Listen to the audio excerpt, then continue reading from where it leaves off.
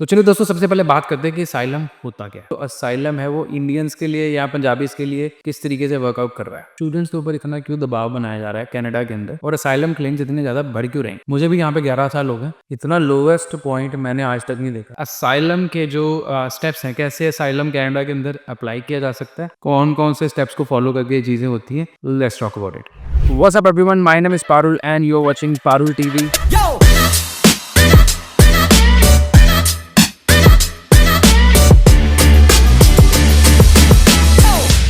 तो हाँ जी दोस्तों, आज की वीडियो में बात करने जा रहे हैं एक बहुत ही ट्रेंडिंग और इम्पॉर्टेंट टॉपिक के बारे में, दैट इज़ असाइलम।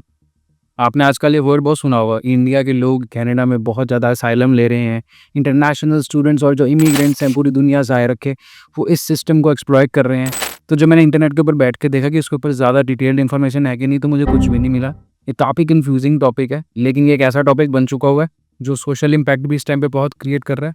कैनेडियंस बहुत चिल्ला रहे हैं, कंप्लेन कर रहे हैं कि इस चीज़ का फ़ायदा उठाया जा रहा है, और पिछले काफ़ी सालों में जो नंबर्स हैं असाइलम क्लेम्स के, वो बहुत ऊपर बढ़ गए हुए हैं। तो चलिए दोस्तों, बात करते हैं अबाउट असाइलम इन कनाडा। जानते हैं इस टॉपिक के बारे में डिटेल में कि ये कैसे वर्क करता है, किन लोगों को लेना चाहिए, किन लोगों को नहीं लेना चाहिए, और इस टॉपिक से रिलेटेड इस टाइम कनाडा में क्या आग लगी हुई है। Let's begin. तो चलिए दोस्तों, सबसे पहले बात करते हैं कि असाइलम होता क्या है। नॉर्मल डेफिनेशन तो यही है कि जिन लोगों को अपनी जान का खतरा है ना, जो अपने देश में नहीं रह सकते, वो वहाँ से भाग के किसी दूसरी जगह पे चले जाते हैं और असाइलम के लिए अप्लाई कर देते हैं। अब इसके मल्टीपल रीजंस हो सकते हैं। जो बाय ऑफिशियल बुक मैंने देखे, उनके बारे में बात करते हैं। सबसे पहला जो रीज़न है जी, वो है रेस से रिलेटेड।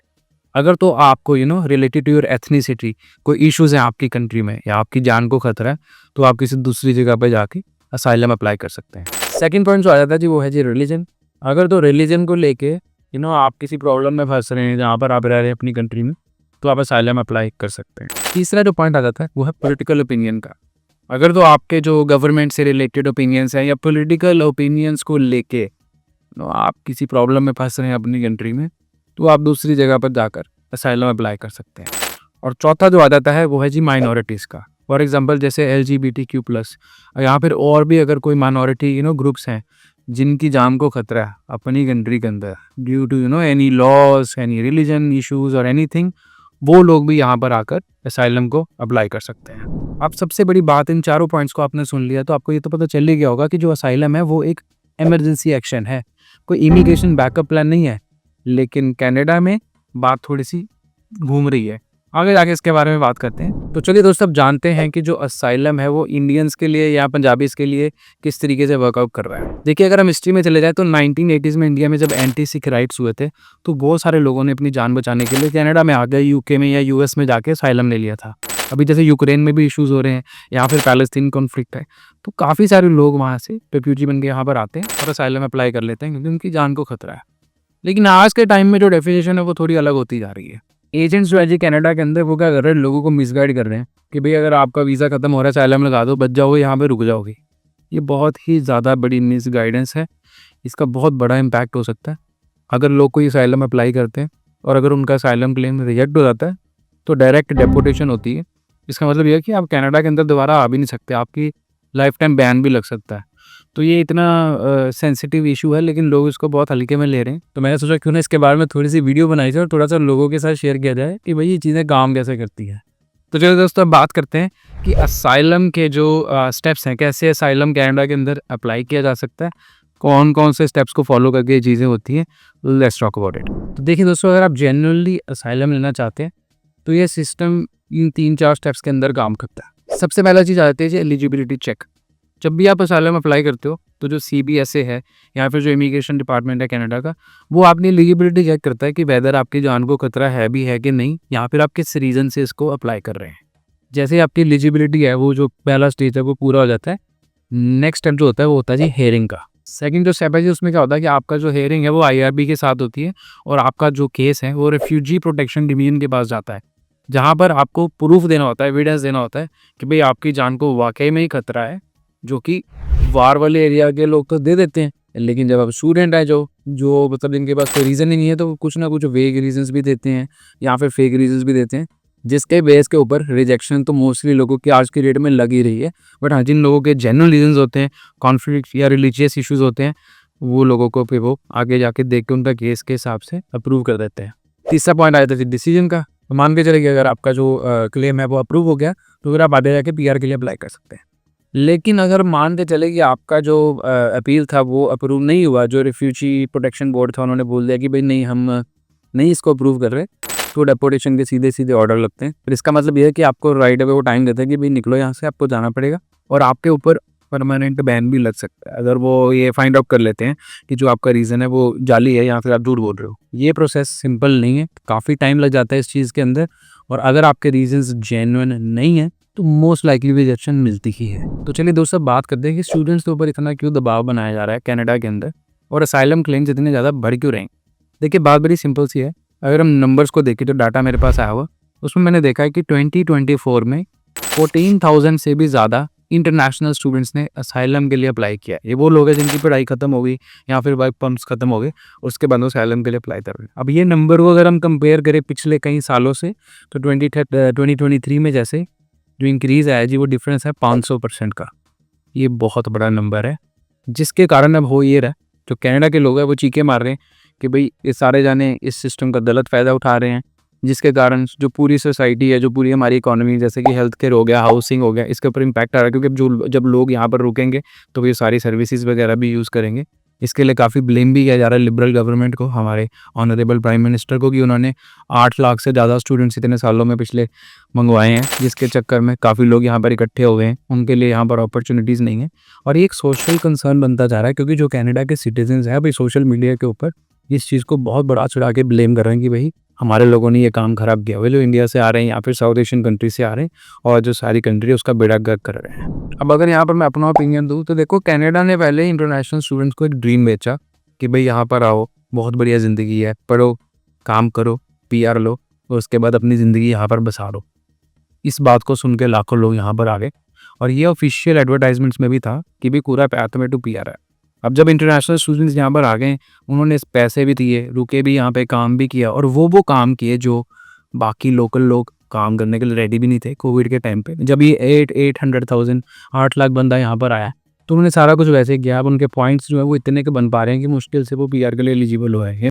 मोस्टली लोग तो एलिजिबल ही नहीं हो पा रहे, उन्होंने 2 साल जॉब कर ली है। अब जब उनकी पढ़ाई खत्म हो गई, वर्क परमिट खत्म हो गया, पीआर आई नहीं, तो ये जो असाइलम वाला ऑप्शन मोस्ट लाइकली उनके लिए ईजी ऑप्शन नहीं बचता है। दूसरी पार्ट के ऊपर अब आ जाते हैं, क्योंकि काफ़ी सारे स्टूडेंट्स जो होते हैं वो इतने प्रोएक्टिव नहीं होते हैं, वो एजेंट्स के पास चले जाते हैं।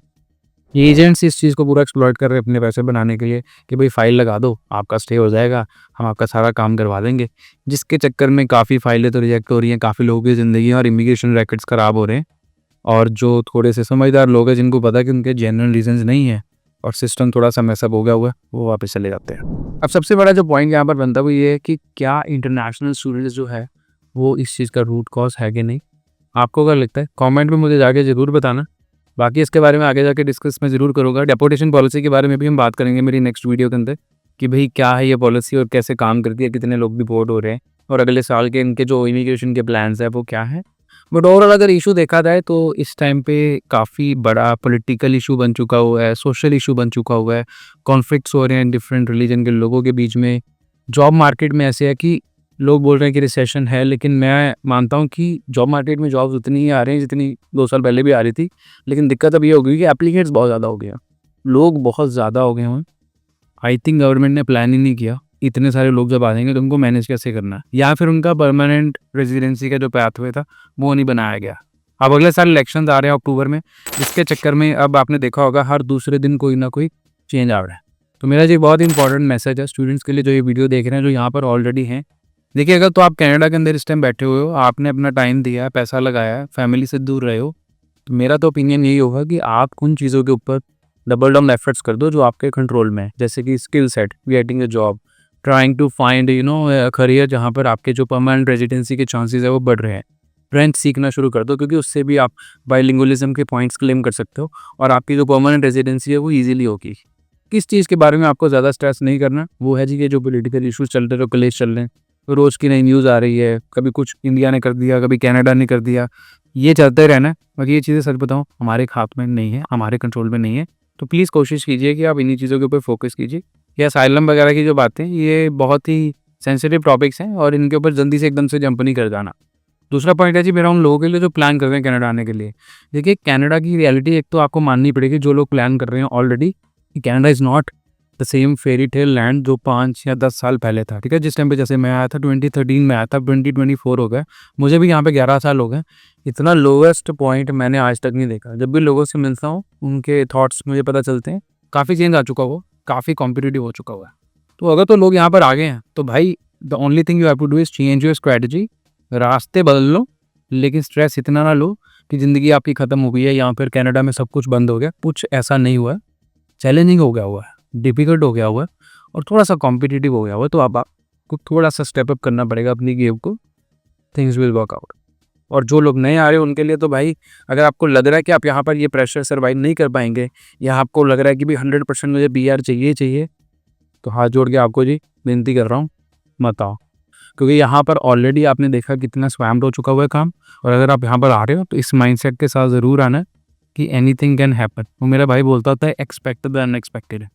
तो वो काम आपको यहाँ पे करना है, क्योंकि यहाँ पर आपको पता नहीं है कि पीआर मिलेगी नहीं मिलेगी। तो करियर ऐसा लो, कोर्स ऐसा लो जिसमें आपको पता है कि गारंटेड आपका कुछ ना कुछ पाथवे बन जाएगा। जैसे हेल्थ केयर, इसकी बहुत ज़्यादा डिमांड है कनाडा में। सारे प्रोविंस नर्सिस और हेल्थ केयर वर्कर्स को बहुत सपोर्ट करते हैं। तो अगर तो आप कुछ ऐसे का कोर्स लेके आ रहे हैं जिसमें कि 100% श्योर शॉट पीआर के पैथ में नो प्रॉब्लम आ जाओ, कोई चक्कर नहीं है, थोड़ा सा फाइनेंशियल बैकअप लेके आओ। लेकिन अगर आप ऐसे के प्रोग्राम में नहीं आ रहे, then you are going to struggle a bit and you might not get the PR। तो ये थे दोस्तों मेरी आज की वीडियो। आपको क्या लगता है कि जो असाइलम क्लेम्स के लिए बदनाम किया जा रहा है स्टूडेंट्स को, क्या वो सही है? या फिर डेपोटेशन से रिलेटेड आपके अगर कोई क्वेश्चन है तो मैं नेक्स्ट वीडियो में कवर कर सकता हूँ। इंस्टाग्राम पे मुझे ज़रूर फॉलो कर लीजिए।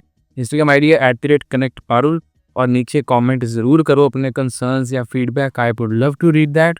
चैनल को सब्सक्राइब कर दो रेड कलर के सब्सक्राइब बटन पर क्लिक करके। Follow me on Instagram again, Instagram @connectparul। वहाँ पर मैं लेटेस्ट रील्स और अपडेट्स डालता रहता हूँ।